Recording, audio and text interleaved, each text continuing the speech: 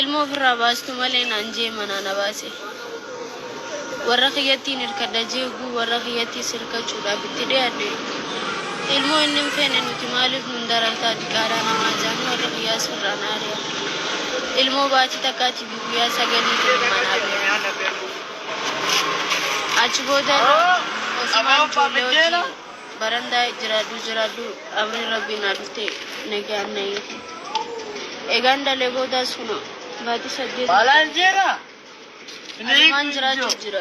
Kophaan waan naman goon hin qabdu. Kophaan ilmooti yaa'u jiraachuu jira. Ilmoon jireenya irra dhabdee nama qarshannaa kan Shamarran keenya viidiyoon kun hunda keessanii ni fayyada. Kan biyya keessa jirtus kan biyya Arabaa jirtullee sin fayyada. Qalbeeffadhuutii dhaggeeffadhu. Muudannoon tokko yoo nama tokko muudate an akkana ta'ee tan gadi ba'e jedhee namni sun yoo dubbate waa'ee gargaarsaa qofa osoo hin taane ana hoo wanti kun odoo na mudate jedhaatii keessatti of ilaala.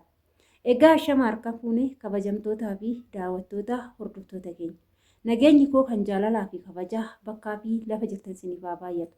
Anis obboleettiin keessan bakkaa fi lafa jirutti waaqayyoof galannaa ga'u nagaa fayyaa kooti. Egaa viidiyoon har'a qabadhee sinii dhufe viidiyoo obboleettii keenyaa maal jette? Ani garaatti na hafnaan abbaan manaa koo ilmoo kee garaadhaa baasii naan jedhe.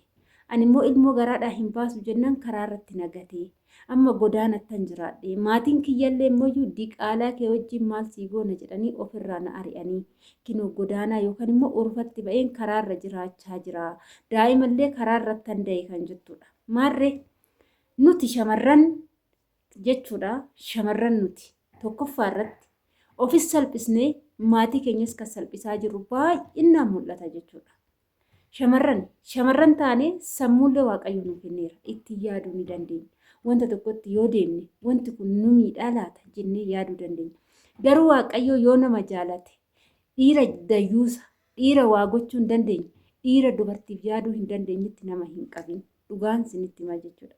Amma inni kunillee dhiira ofiin jedhee gara dhiiratti herreegama gaafa fedhiisaa baatu sanii wanti kun ishiitti gaafa dhufe maalan godhaaf jedhee yaaduu dadhabeetti gaafa daa'imti immoo garaa ishee keessatti uumamu.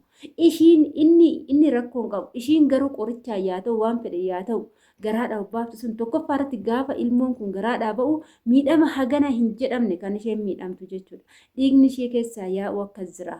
Akkasumas miidhamni dhugaa ilmoo garaadhaa baafachuu irraa daa'umsa wayya jedhu ijoollee baay'een warroonni ilmoo garaadhaa obbaasanii beekan. Isa dhiisaati. Bireediin baatiin namatti dhufu hangam akka nu dhukkubuu fi hangam akka nu saqaayya'u nuti warri shamarranii sirriitti beekna jechuudha.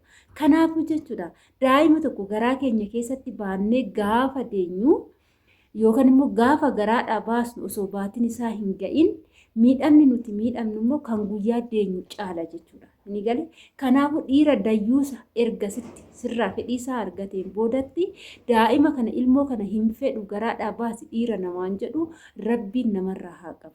Waaqayyoon dhiira dayyuusa akkana namarraa haa qabu dhuguman siniin jedha. Egaa obboleettiin keenya kun badii balleessite tokkollee hin qabdu.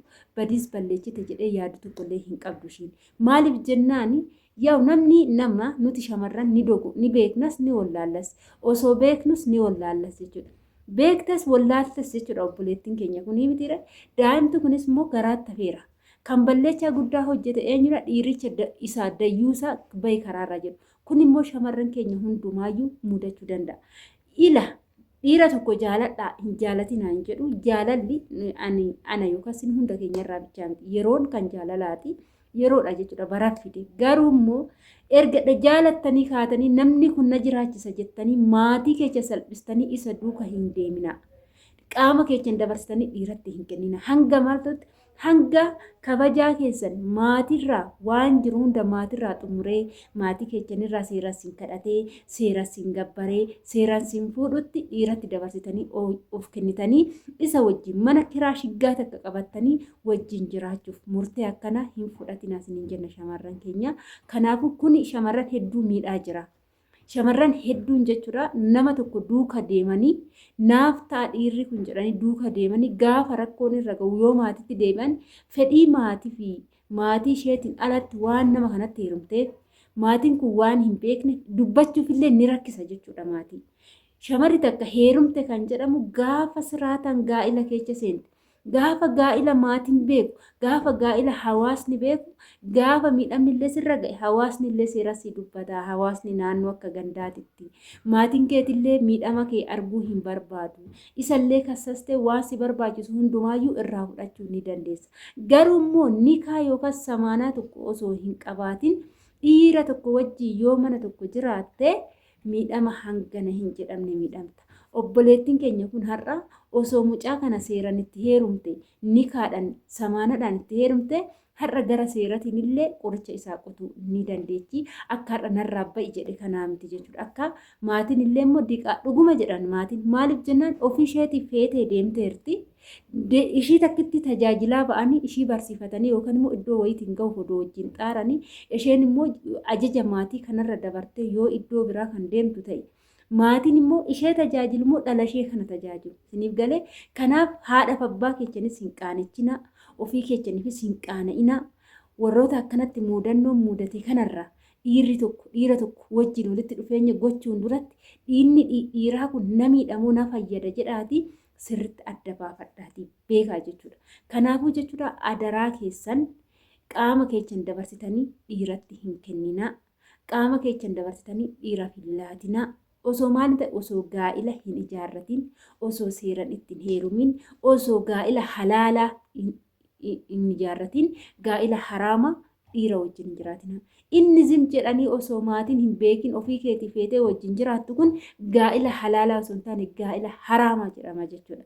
Kanaaf waan kanarraa of eeggannoo gurguddaa godhadhaa. Wanti hundumtuu wanta seera qabutu bareeda. Wanta maatiin beekutu bareeda. Gizee sanatis bultii kiyya jetteet. Har'a dubartiin gizee ammaa biyya keessatti dhiironni biyya ammaa maal jedhu shamarran irratti fayyadamuu qofa kan isaan barbaadan jechuudha. Shamarran maallaqa qofaaf ishee barbaadu.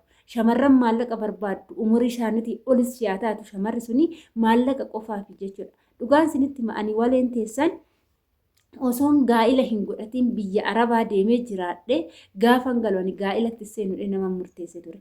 Garuu immoo ani gaa'illi koo osoo biyya arabaa hin deemin maatiin kan naa ijaaridha jechuudha. Inni galee miti. Kanaafuu jechuudha gaa'ila maatiin keessa sinii ijaare yoo ta'e gaa'ila keessan biyya arabaa deemtaniif hin diiginaa. Gaa'ila immoo osoo maatiin keessan siniin ijaariin ofii keessanii itti badda yoo ta'e isin miidha waan ta'eef yeroodhaan akka maatiin keessan beekutti gara maatiitiin xumuradhaa malee inni naa ta'a jettanii amantanii umurii keessan isa wajjin hin taa'inaa. Akkuma jaalalti jirtu jibbi jirti. Guyyaa tokko narraa gadi ba'i gaafa siin jedhe bakka dhaqxuu fi bakka seentu dhabda waan ta'eef kuni shamarran biyya keessas ni ilaallata, shamarran biyya alaas ni ilaallata. Shamarran keenya biyya alaa baay'een yeroo ammaa oonlaayiniidhaan jechuudha kan jaalala eegaltan. Mee oonlaayiniidhaan yeroo jaalala eegaltan sani eenyummaa isaa beektu. Inni suuraa isinii ergeef suuraa qofa laaltanii gaafa nama san jaalattanii boru miidhamni narra ga'aa jettanii yaaddanii jirtu. Kanaafuu gammachuun duratti miidhamnis ni jira, gaddis ni jira jedhaati ilaalaa jechuudha. Jalqaba gammachuu tokko keessa seenuun duratti booda hoo gaddi ni dhufaa gammachuu kana duuba. Miidhamni natti ni dhufaa anan mana gammachiise kana duuba jedhaati yaadaa jechuudha waan tokkotti seenuun duratti. Kanaafuu jechuudha biyya arabaa hanga jirtan erga gaa'ila doon ijaarratiin biyyaa baatanii jaalallee minaaqixirii jettanii olii gadi ooftan oduu akka mataa yaada waleetitti itti dhiistanillee bareeda siniin jedha. Egaa turtiin wajjin gootaniif ulfaadhaa galatoomaa. Viidiyoo kana laayik sheer gochuudhaan shamaroota hunda bira akka ga'u taasisaa siniin jenna. Waan wajjin turtaniif ulfaadhaa galatoomaa hanga viidiyoo biraatiin walitti deemtu turtii